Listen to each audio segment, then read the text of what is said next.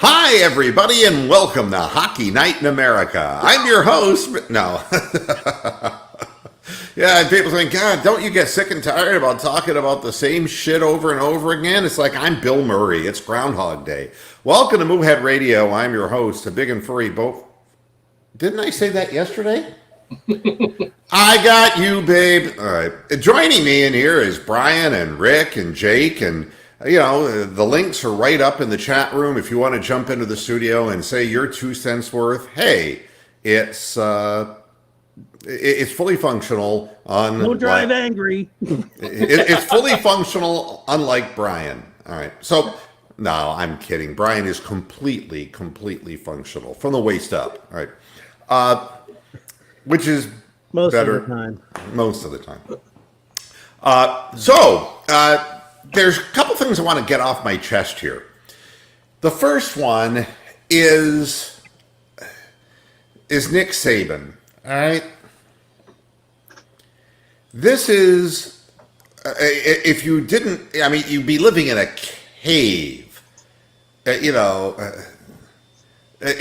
you didn't see Tagovailoa get hurt, okay? I don't take issue with that because I think even the Taliban and living in their caves would be like, "What the fuck is he doing?" Well, it seemed to me that there is a problem here with man and an ankle problem earlier. Don't break them. Yeah. Ankle injury earlier in the year. I don't know what he's doing. But it's the thing that bothers me is the quote from Nick Saban. Quote, I don't worry about players getting hurt, Saban said. I don't want to see anyone get hurt, especially not him. But I don't worry about players getting hurt. You know why he doesn't worry? Because he's only focused on winning. Because he's a cocksucker. He's a multi-millionaire who has a lifetime deal.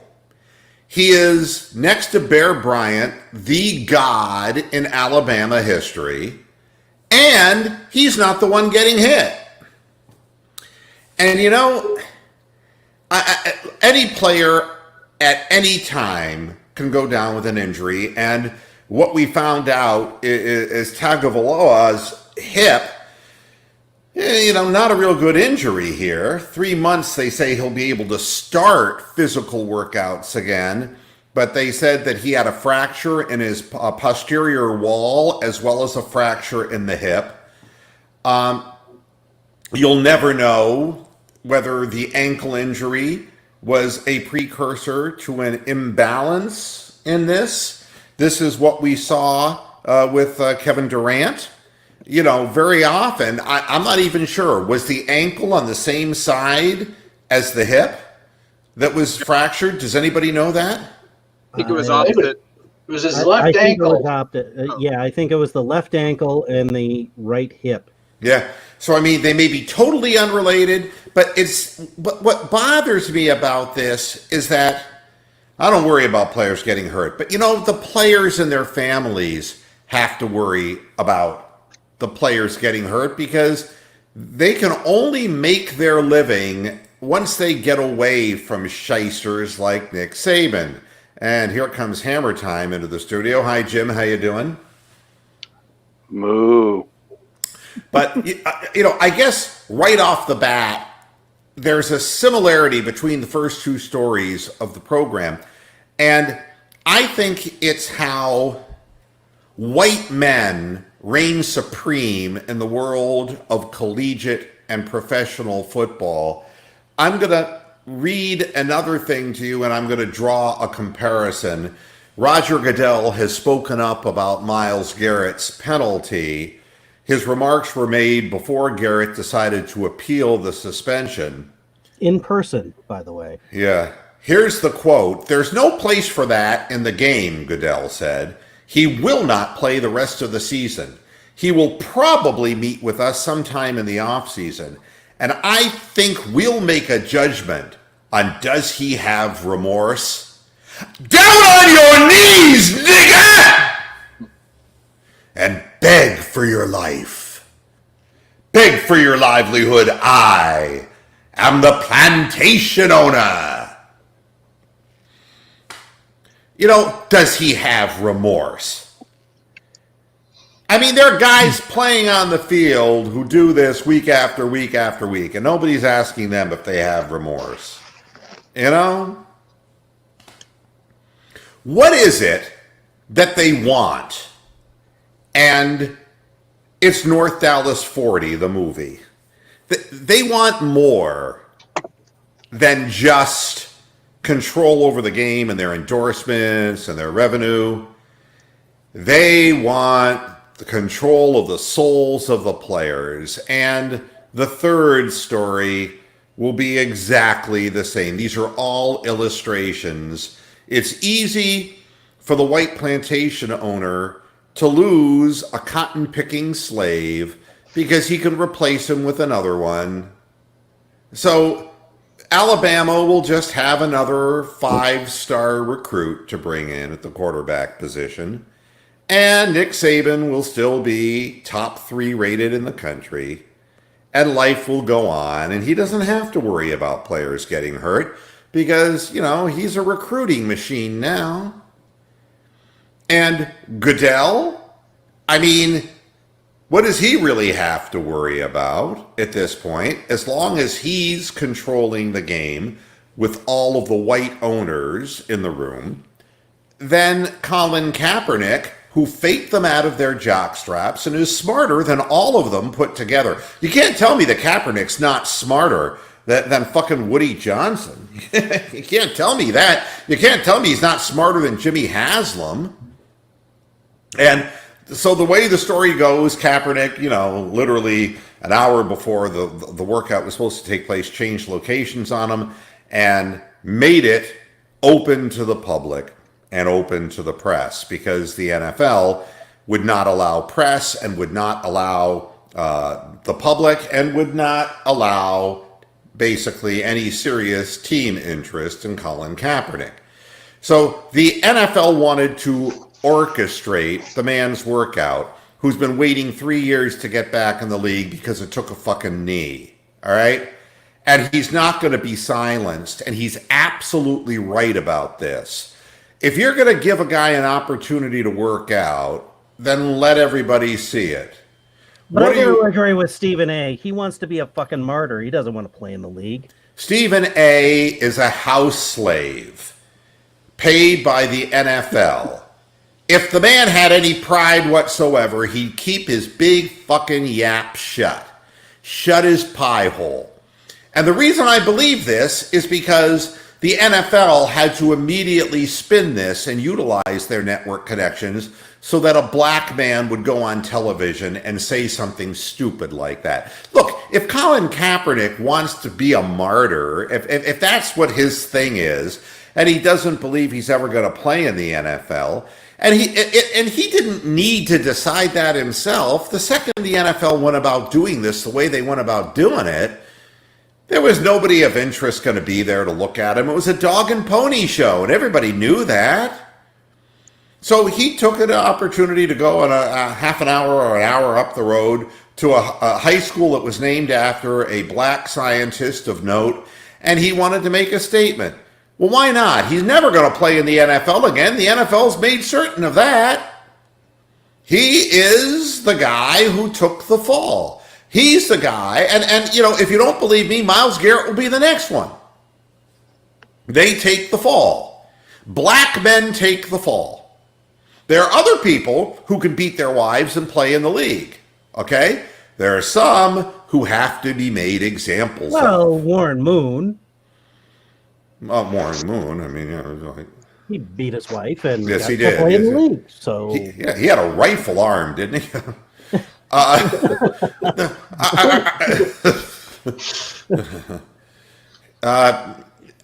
guess what bothers me about it all is that it's all so orchestrated. And, you know, the guy is supposed to be on the field trying to get a job. It would be like if you went to go to a job interview and the only people who were present in the interview were complete non-decision makers, and you knew that you were just being run through the mill and that nobody was taking your job application seriously. Now, women seem to understand that when it comes to corporation things. So why white women aren't on the Colin Kaepernick bandwagon, I have no idea. They have groups that want to be taken seriously. African Americans have groups that want to be taken seriously. Jimmy Haslam wants to be taken seriously, but he can't even assemble enough people for a group to do that for him. I don't love Colin Kaepernick. It just bemuses me and irritates me at the same time that the NFL perceives he's such a threat. He's a guy without a job who's been without a job for 3 years. His career was overtaken by an act that he committed, and it wasn't a violent one swinging a helmet either. They don't even have that as an excuse to use against him. Lots of people took a knee, but he was singled out. And he, like Christ on the cross, is dying for man's sins against the NFL. So what we have in these 3 stories have one common denominator.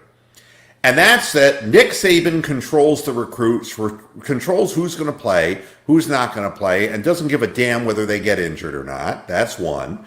2, Roger Goodell doesn't want the league to be a safer place because they still deny that there is a CTE and brain damage issue, and they don't address the short lifespan of players who played the game, and they refuse to really do anything of importance and significance to the men who are going down and dying or have brain damage from creating this big league that they have. They won't do a damn thing to help the people who played the game 40 years ago. Not a fucking thing.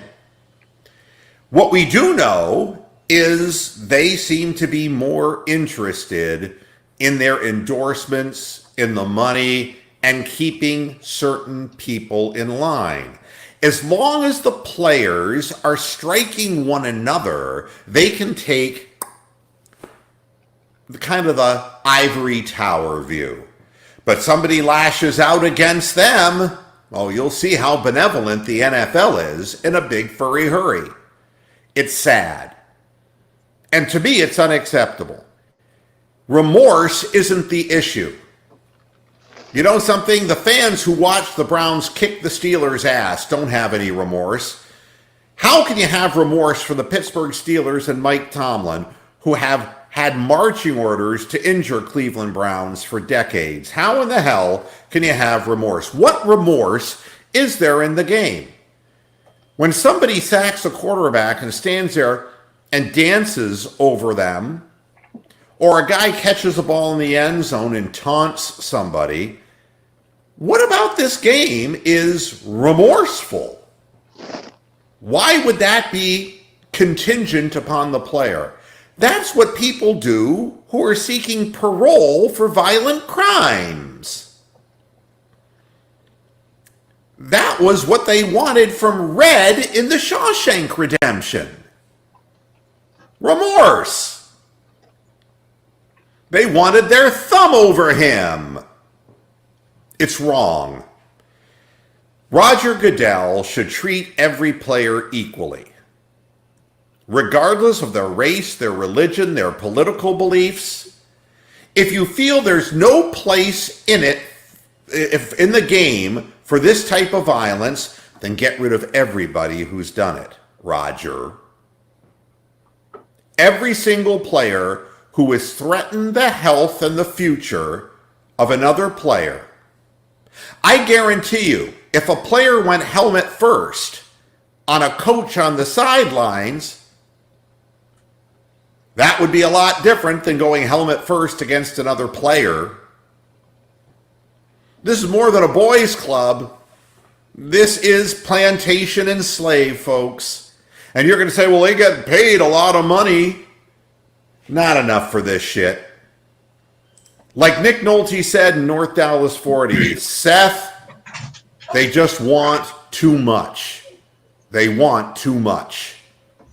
And when you see players walking out of the game now because they don't want to get hurt anymore, or they want to be able to play with their kids or whatever the hell it is, you got to think in the back of your mind that maybe they got sick of the whole thing too.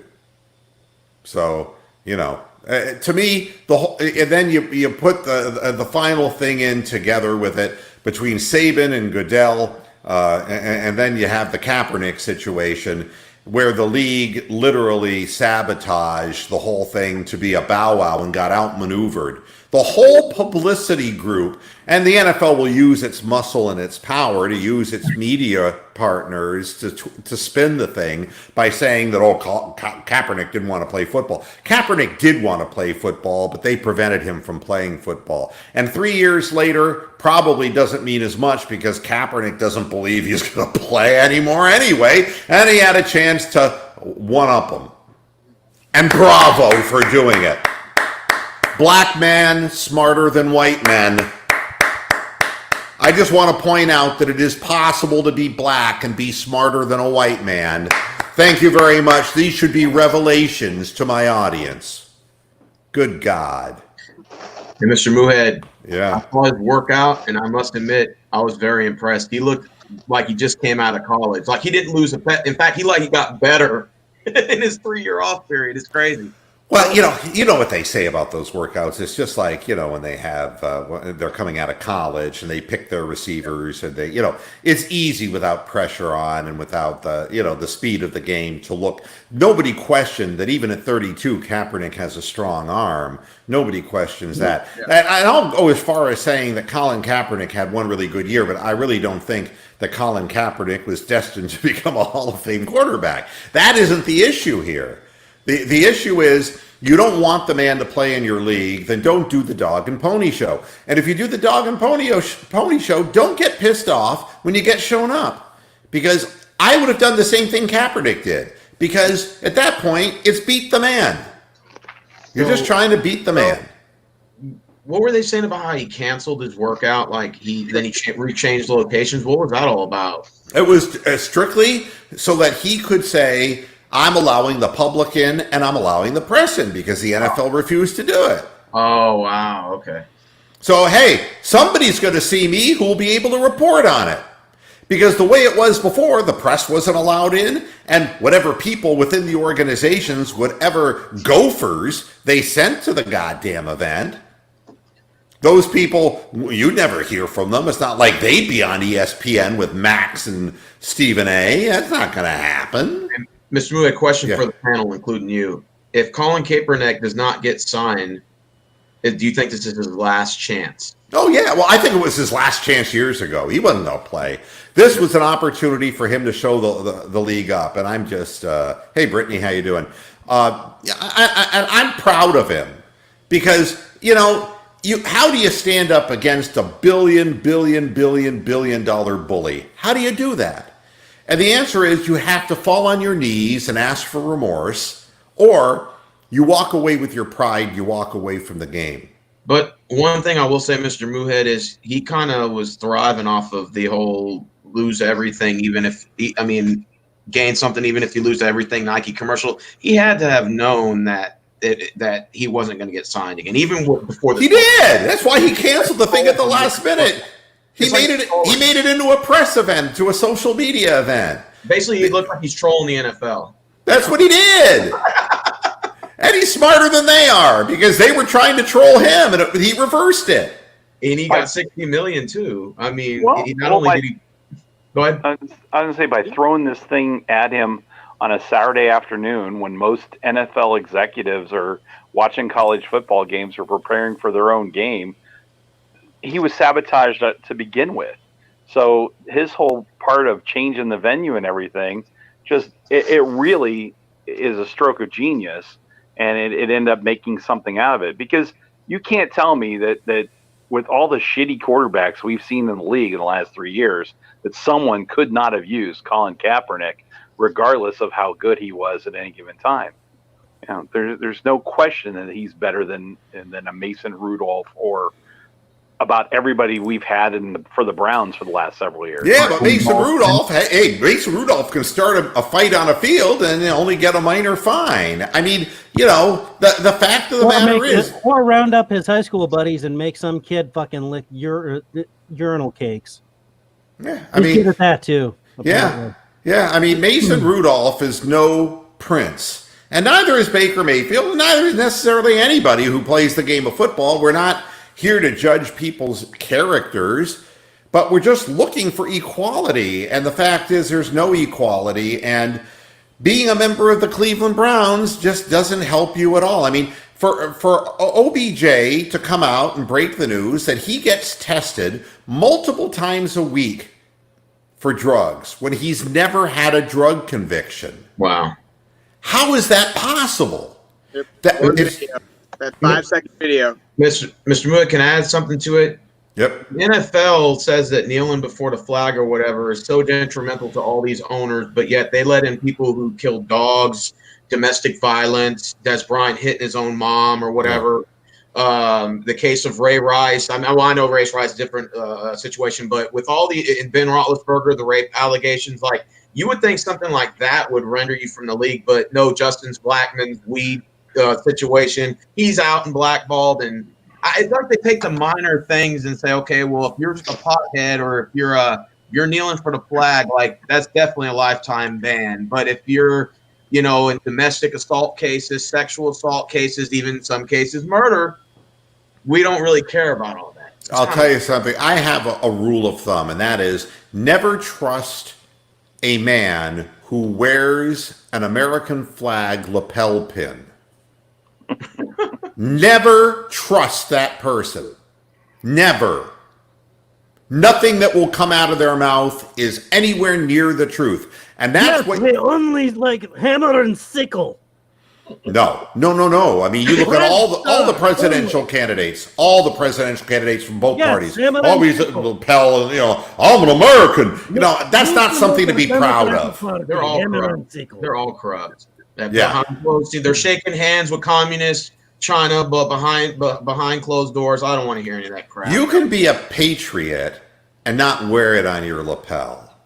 The reason you wear it on your lapel is you want to be identified. It's like a fraternity pin. Yeah, preach. It's really nauseating to me. Preach. And if you really believe in the American flag, if you pledge me. That's exactly what I was thinking.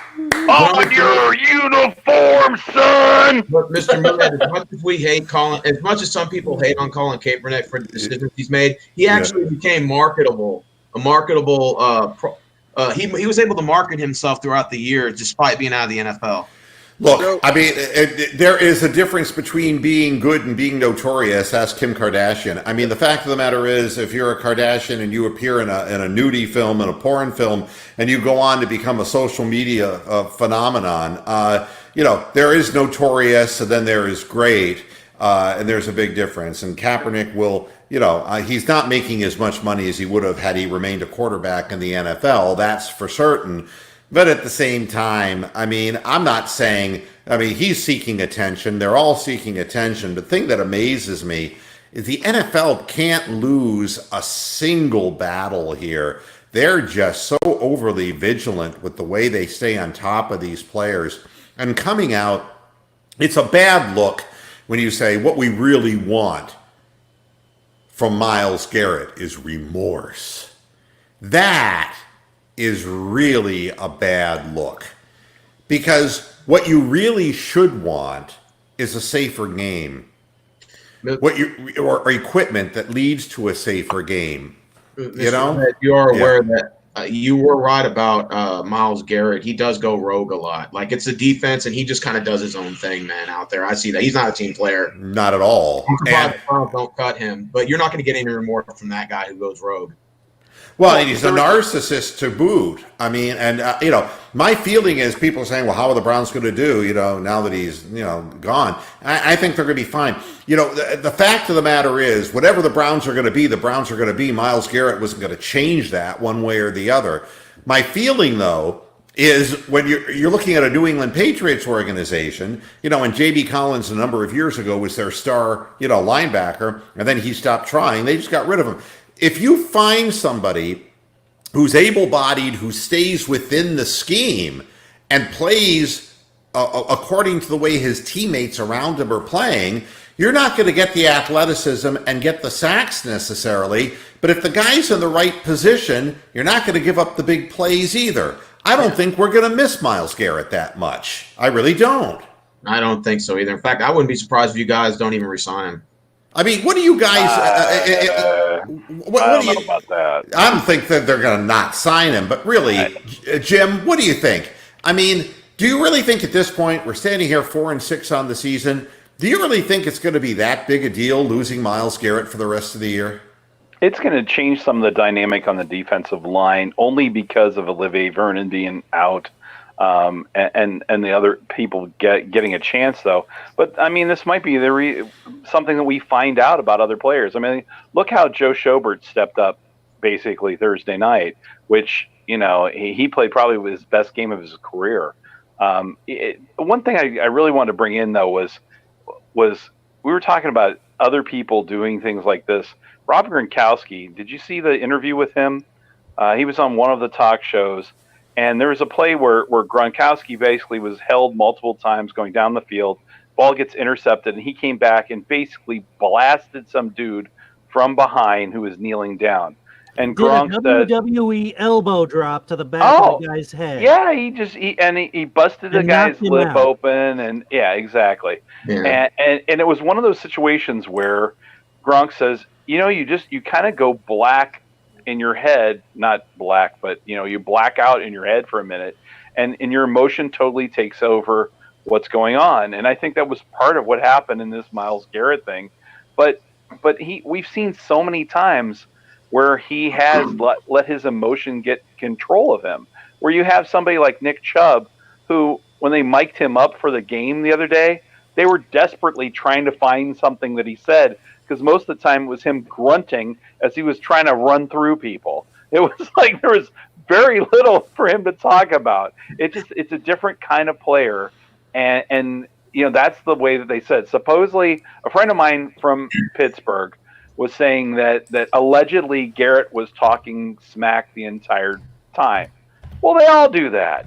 Every one of them does that. If you listen to these guys getting mic'd up, and they're all talking about, I got your number, meat. I got you this time. I'm coming for you. I'm coming for you. Especially some rookie quarterback out there. They're doing this all the time. That is part of the game. They've been doing it for years. So,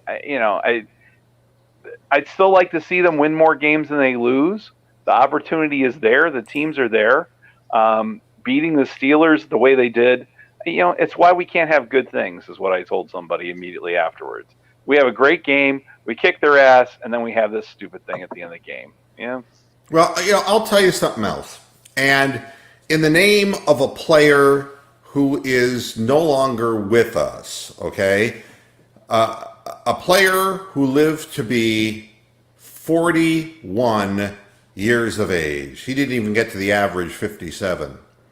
Former Cleveland Brown, two-time Cleveland Brown, Zeus Orlando Brown, was blinded by an official, who threw a flag into an area that it had no business being thrown into, hit him in the eye, blinded him, and ended his career. But Zeus charged him and nailed the referee. Remember that? And you remember all that, right? Oh, yeah. Yeah. And, there were, being out of football, he was picked back up by the Ravens in 2003, but he remained with the team until being released in 2006. His career wasn't the same, though, after that incident. He wasn't the same after that. But what I'm saying is he knocked an official down, and he got back into the league. And he lost his eyesight, and nobody compensated him for shit from the league. How many chances have they given Vontaze Burfict to come back and terrorize fucking offensive players? Until he finally got suspended this year. Yeah, but, the other part was James Harrison decided to open his big-ass mouth and throw a tweet out there about, this is the most horrible thing ever.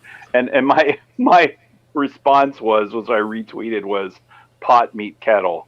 I mean, I'm like, give me a break, James Harrison. Yeah, Ray Lewis, why don't you put it out there? How about Conrad Dobler? Why don't you comment something on this?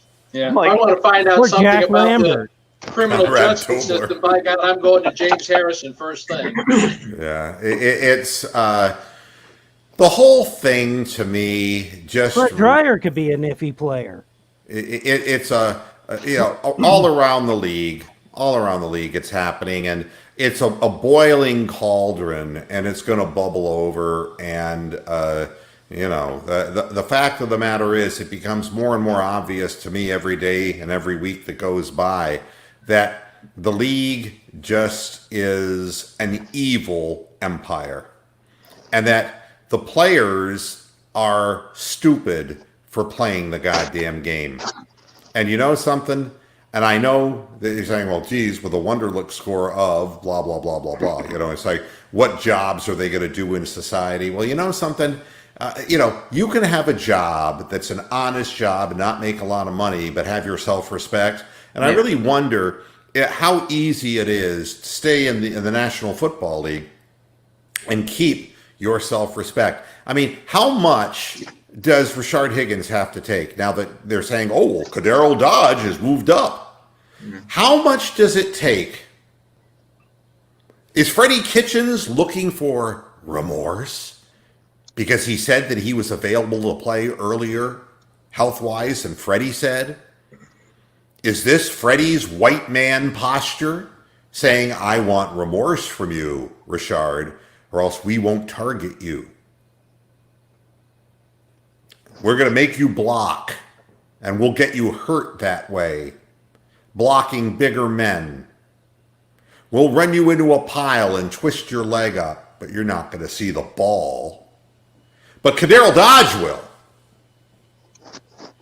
How long before you're just done with it? At what point? It's hard. I believe his name is Hodge, not Dodge. Oh, yeah. Sorry. Well, whatever. What he has to do to Who in the fuck is he?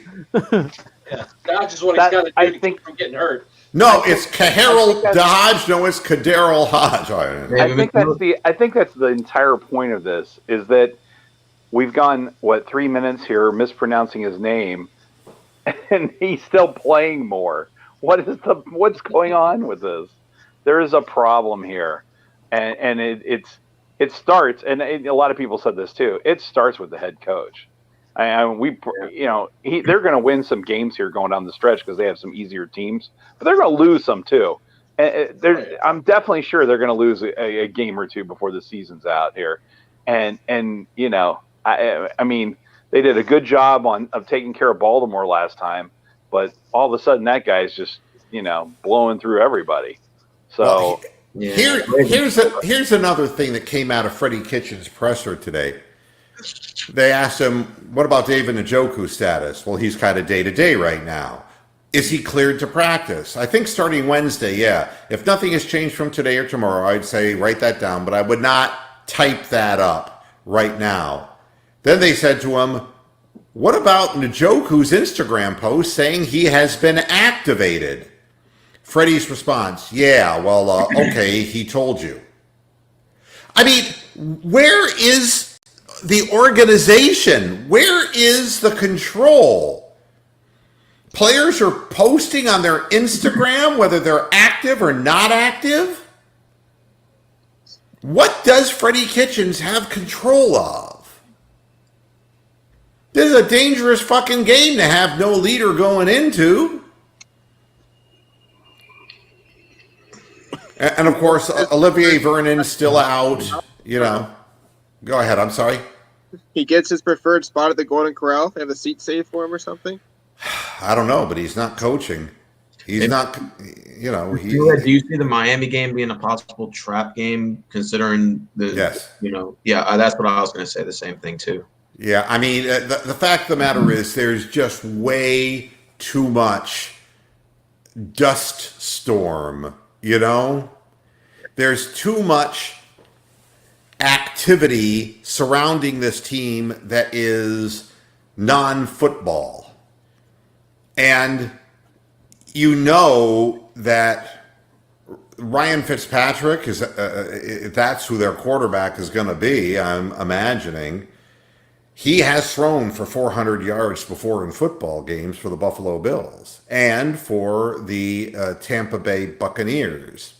Yeah. So it's not like he's not capable. This is not like Mason fucking Rudolph or these guys who've never played. This is a 36-year-old veteran who, if you give him time to throw the ball, he can hurt you. He can also hurt himself by throwing interceptions. He's kind of like trying to wear his wide receiver's clothes.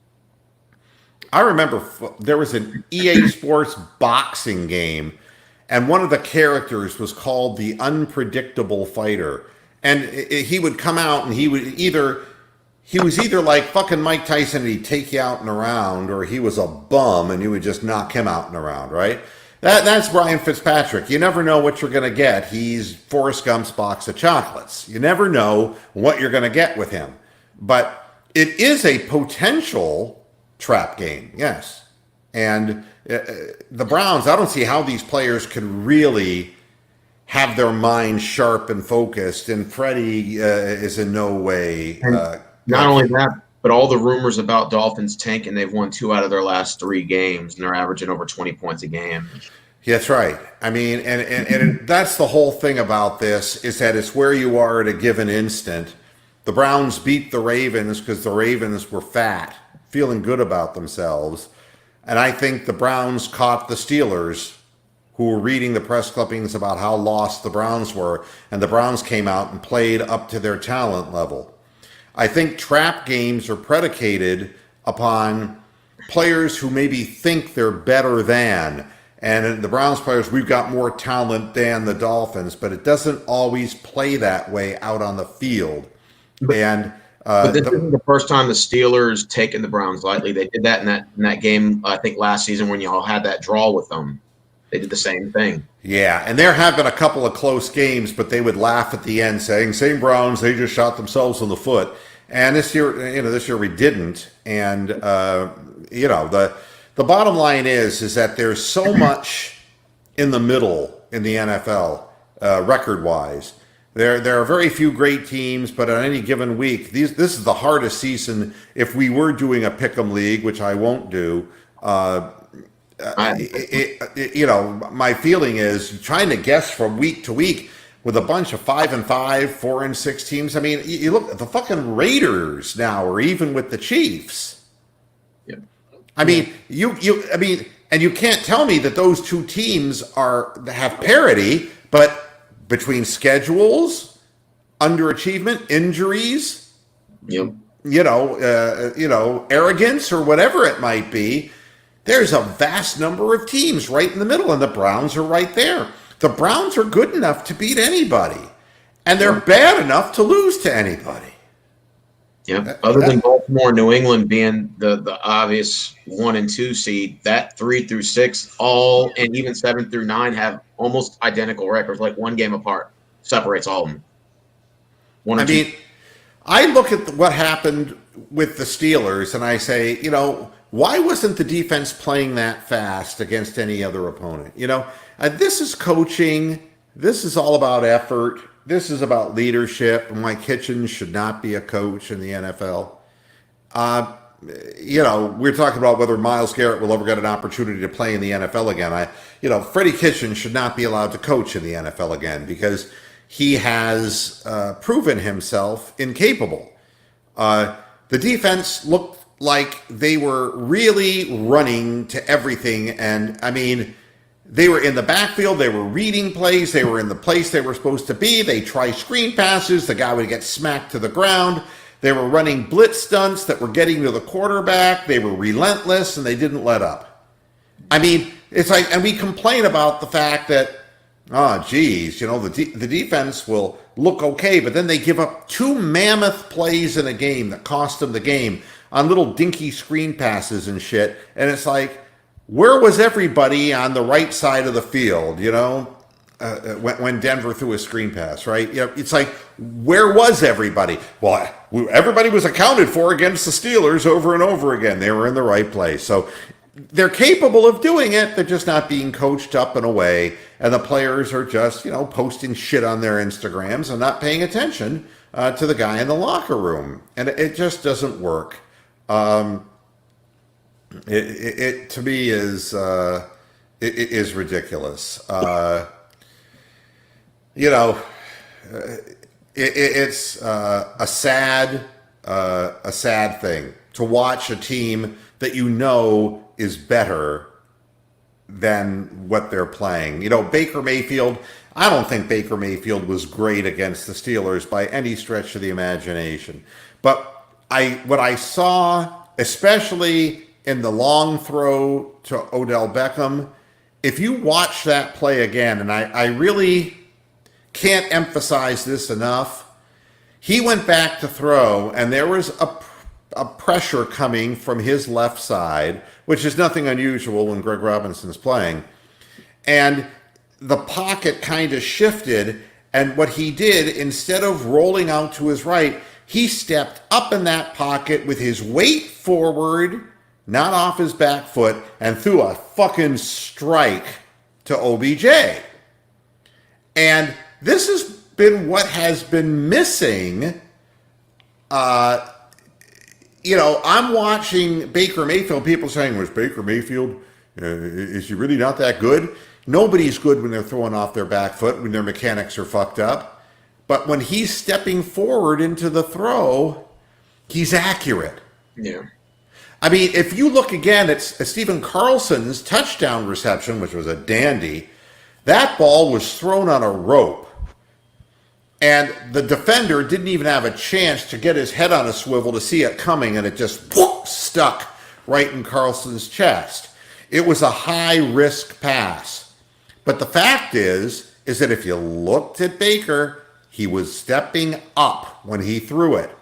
If you're looking at other things where his feet aren't set, he's rolling to the right, he's lobbing the ball up in the air, throwing the ball off his back foot, it's no wonder. That's the difference between a 57, 58% completion quarterback with turnovers and a 66% quarterback with fewer turnovers.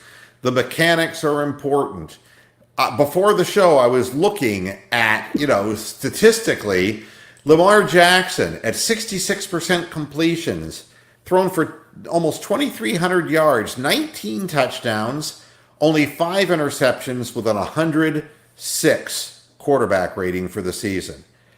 And he's getting protection, and he's a threat to run with the ball, but he is stepping up into the pocket and delivering balls with confidence.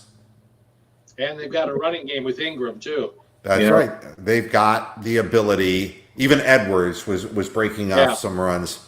They've got a player there with time and with the ability to scare the opponent with his legs. But the question about Lamar Jackson is his arm good enough? Is he accurate enough? But when your mechanics are good and you have time and you can step up into your throws, it makes all the difference in the world. And that's, I think, what Baker Mayfield's problem is. So, Mr. Moohead, do you see the Browns or Pittsburgh possibly coming back and taking the AFC North? Or do you think Baltimore's kind of already ran away with Baltimore's already run away with it. And I told you back then that they were the best team. They played a miserable game against the Browns. I mean, turning the ball over and then falling behind and, all of the things that they can't afford to do, because once they become one-dimensional and, basically the quarterback running the football and getting brought down after 8-9 yards, the clock keeps running. They're built kind of to, if they don't get big defensive turnovers, it takes them a little while to score the football. They fall behind and they have a problem on their hands. And I think that's likely to happen in the playoffs to them. But, again, with this vast 4-6, 5-5 competition, they're playing teams that in any given week can just suck a big moose. So it is possible Cleveland could make a run at one of the wild card spots. It's not likely because, in my estimation, the Browns won't be able to put back-to-back kinds of games. By the way, the Steelers game has been flexed to 1 o'clock in the afternoon, which is interesting because they've moved a game to 4:25, the Chiefs and Raiders, because nobody thought the Chiefs and Raiders would amount to anything, but they're tied now. They're going to play in the preferred 4:25 slot, and the Browns are going to be moved to 1 p.m. And what that really means is I think the league is going to take traffic away from the Browns-Steelers rematch so that fewer people will see the dirt and filth that the Steelers dole out. Oh, okay, got you. That's what my belief is about that. Because honestly, the Browns Steelers rematch should be, if they had any balls whatsoever, that would be the game to televise. Just because I want the fans to see what the Steeler organization is really all about, and that's I guess the way I look at it. And Freddie Kitchens saying the Browns are going to stand by Myles Garrett. It's like,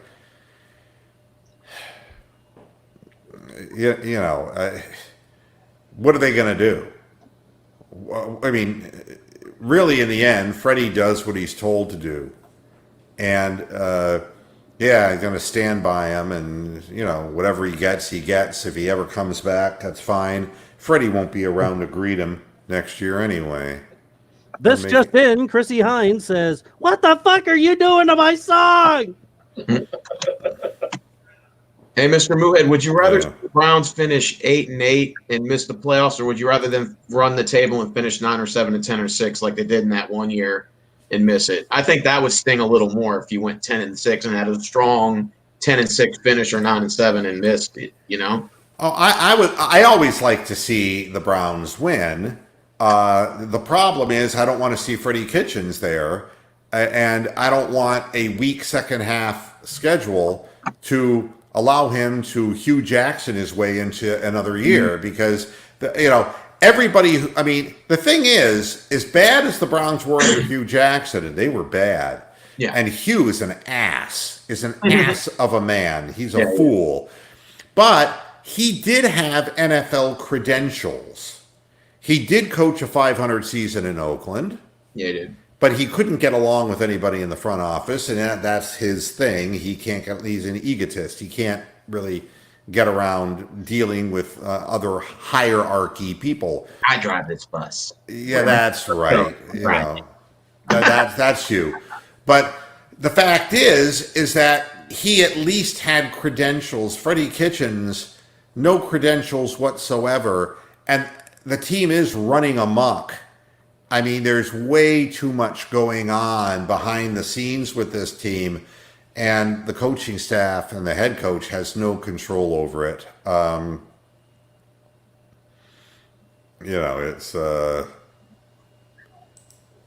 I'm putting up comments. Hi, Rare Breed, how you doing? And Baker did what Baker had to do to be the leader of the team. And this, you can't stand up and sit there and say there's justification for swinging a helmet at somebody, but at the same time, he didn't stand up against Mason Rudolph because that was his high school friend, and I find that objectionable because I don't expect him to say bad things about Mason Rudolph. They didn't go to the same high school. Mason Rudolph went to high school in South Carolina. Oh, well, where was it that they played together? They know one another. They were opponents. He went. Baker was they were at Oklahoma State. He went to Oklahoma State. Gotcha. And they were also roommates for like a 2-week quarterback camp at Peyton. Oh, that's right. And so they got to know one another that way. I'm sorry, but thank you for correcting me. But it does make you wonder. It's like, what's wrong if you're telling the truth to say that it was Rudolph who initiated the fight? If you're just going to stand up there and just, say, that you were sick to your stomach watching that helmet being swung. Well, I was really sick to my stomach watching Ponce kicking him in the head. Well, Tell it like it is. I understand, Mr. Moohead, but it's like if let's say you push me to the ground, it doesn't give me the right to go back to my house and grab a gun and shoot you either. You know what I mean? Yeah. Right. I don't know any player in the NFL who saw what Pouncey did as a bad thing. You support your quarterback no matter what. He didn't know what happened, or he didn't know Rudolph started it. You just support your quarterback if you're a lineman. So he did what he had to do. If he didn't get involved, his teammates would judge him. I know. And I agree with you. But you know what the stupidity is? That's the same stupidity that leads to police brutality. You're not allowed. If you see your partner as a policeman committing an act of brutality, you go silent because you don't talk against your partner. You don't Blue wall talk against silence, what they call it. other people who wear the badge. You don't talk against that. Those things are wrong. Those things are not good. It's the blue wall silence is what they call it. Yeah, and I don't like that kind of thing either. But I agree with what you're saying. I definitely agree with what you're saying, Jake. And we've seen it before in Cleveland when somebody didn't stand up for somebody that they were called out as being a coward. Yeah. Yeah, it's like the NBA in the '90s. The rule is if you get off the bench or leave the sideline, you get a fine. But if there were players for the Bulls that Steve Kerr said he was the only one that didn't leave the sideline and get fined, Michael Jordan called him out for not going out and throwing a punch. He had to fight with his teammates when he saved himself money in a suspension. But Michael Jordan said he betrayed the team by not getting into a fight when there was a bench being brawl. Well, now you can't. They police it better now because if you come off the bench, Now you it's get like 15 games. Yeah. game suspension. Yeah, that was like a 15-game suspension. But it was a 1 game before. So you just forfeit the game, essentially. But Michael Jordan called his teammate out for not getting into this fight when he knew it would cost him money as a rookie. So it's the culture of sports. It's not great. But I think after that Pistons-Pacers brawl, you've seen the NBA is a lot more cleaned up on that kind of stuff. Except for little minor incidents. Yeah. A little bit. Write me a check and I'll be right out there with you. Yeah, exactly. Yeah, Well, and you know Braun, LeBron paid Richard Jefferson's fine when he groin shotted that player. Remember that? He sent Richard Jefferson out for 2 minutes to groin shot a player and get kicked out, and LeBron paid the fine for him. I don't care how anybody else feels about it, but I'm going to go on record and saying I don't give a shit if Mason Ruel suffers 100 more fucking concussions for the shit that he pulled and being a total chicken shit asshole. Okay. I agree. When you get hit in the head by a helmet and you immediately turn to the referees for help, I think that he's a little frat boy pussy. I agree with you 100%.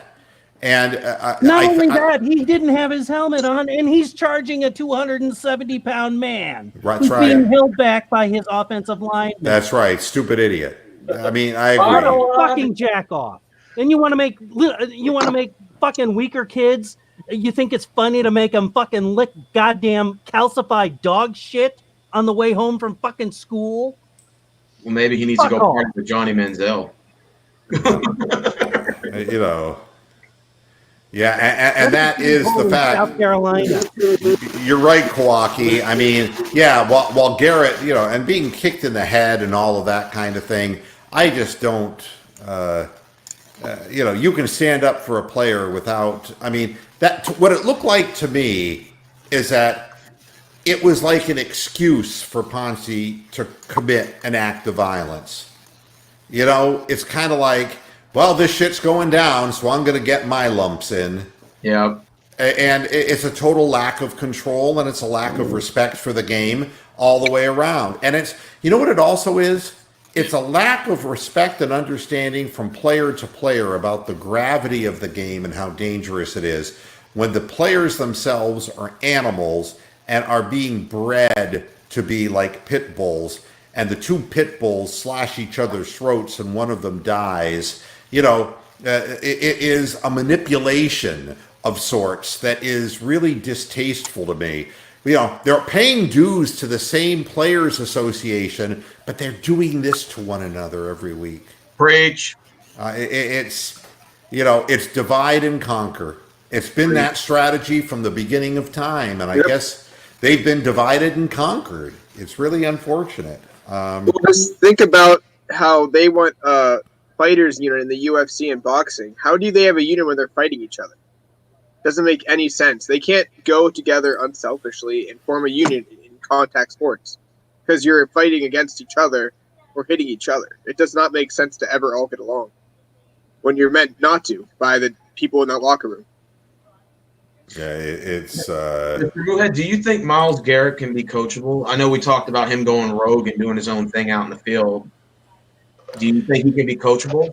Yeah, but the problem is when you're in the league and you play basically for two different coaches, two different coordinators, and it just keeps, you know what it's like? It's like a child who doesn't have parental authority in their lives. Oh. And, you know, it's one of those things that has always bothered me about the criticism of life in the inner city. And you look at the percentages within the African American community of children whose fathers stayed away from home intentionally. College rate. Aid for dependent children. It was a better financial deal for. Blame the welfare state. And I agree. Yeah. I agree. I mean, you're never going to get a disagreement with me, but you know, when you have a lack of parental control in your life, things like that are going to happen. And I really look at a guy who's talented like Myles Garrett. Had he been taught the right way from the beginning, you know, and not been made to appear to be the savior of Cleveland football, he wouldn't have come out and said what he said about Greg Williams, about, oh, he only let me do 1 or 2 moves, and I've got a whole bunch of moves in my bag of tricks, and, you know, and I'm going to go for 20 sacks. And, you know, it's like a child who has no control. It's like a child who goes into a store and shoplifts something with their friends just to be in with the crowd without thinking about what they're doing, because at home nobody's shepherding them. He needs a coach to really sit him down. You know what Myles Garrett needed was Marty Schottenheimer. Needs a guy who's a real meat and potatoes. These are the rules. Wear a tie, motherfucker. Have some respect for your teammates and have some respect for the game. Or a Bill Cowher. Right. I mean, they were cut from the same cloth. You can be a player's coach, but instill discipline in players. You can't be one of the guys. You've got to be separate and distinct. And Marty was good at that. But they played hard for Schottenheimer, and they respected Schottenheimer, and they respect Bill Belichick. They fear Bill Belichick. And that keeps some of those people in line. When you were a kid, you were fearful of getting a whooping if you did the wrong thing. I mean, fear is a motivator, and sometimes when it comes to childish young men who are making millions of dollars, it is the antidote to being selfish and narcissistic. Yeah. And I also think college is a very bad place to develop those skills, because a good coach who has that big name, say if Saban doesn't like a very good athlete, he's a 4 or 5 star prospect, he has 2 or 3 guys he can play in front. He cannot play you for 3 years, ruin your draft stock, and you have to listen. So when you get that little bit of freedom in the NFL, you're already getting paid. How are they going to act when they finally have some say in their own choices? Yeah, I mean, it's, you know, but I think Myles Garrett could be a great football player with the right coach at the helm. The problem is the apple is already, there's too many bad apples in the barrel. And what happens is the other apples get bad. And the genie has to get put back in the bottle, and you got to get a head coach in there who's going to get control of this. And now it's going to be difficult because OBJ is there, and he's doing his thing, and Myles Garrett's doing his thing. And you got all these guys who are going rogue, doing things their own way.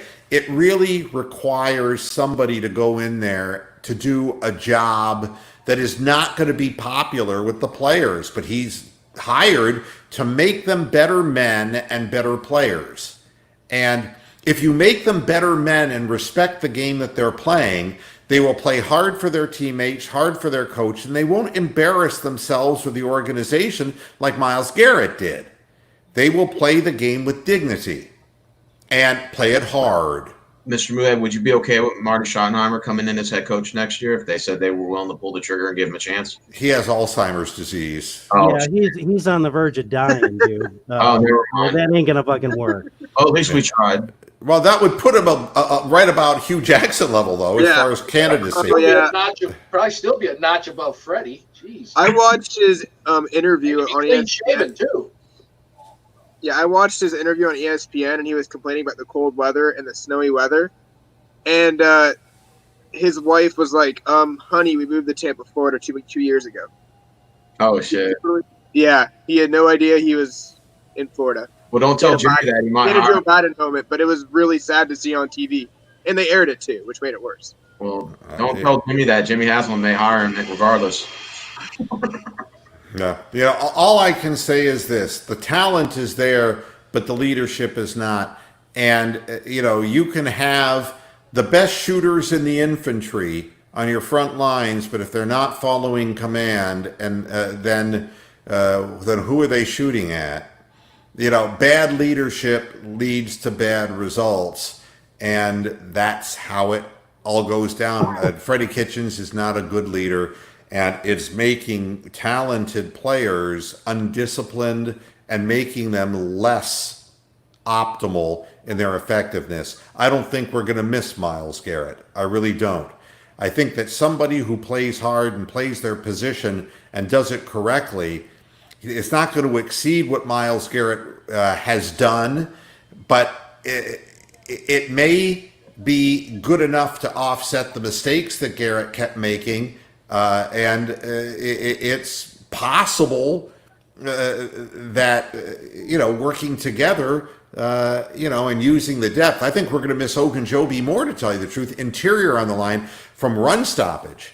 I think that we're going to need more help from the interior of the defensive line, because Ogunjobi really takes up two men. He's strong, he's swift, and he's got a good quick move.